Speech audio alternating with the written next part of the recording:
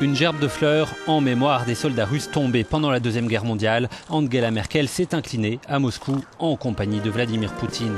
Un exercice d'équilibriste pour les deux diplomaties après le boycott des célébrations du 8 mai en Russie par les Occidentaux. Les deux chefs d'État ont parlé de la guerre ukrainienne et Angela Merkel s'est montrée très franche pour dénoncer devant le président russe un acte illégal selon elle, ambiance glaciale entre les deux leaders.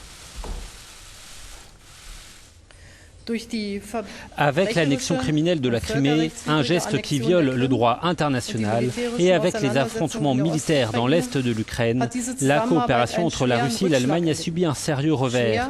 Sérieux parce que nous voyons cela comme une violation des principes de l'ordre de paix européen commun.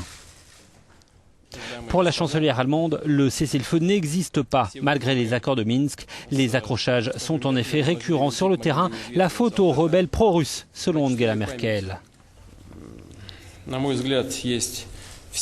Je pense qu'il y a toutes les raisons de croire que malgré des difficultés, le processus de Minsk avance quand même.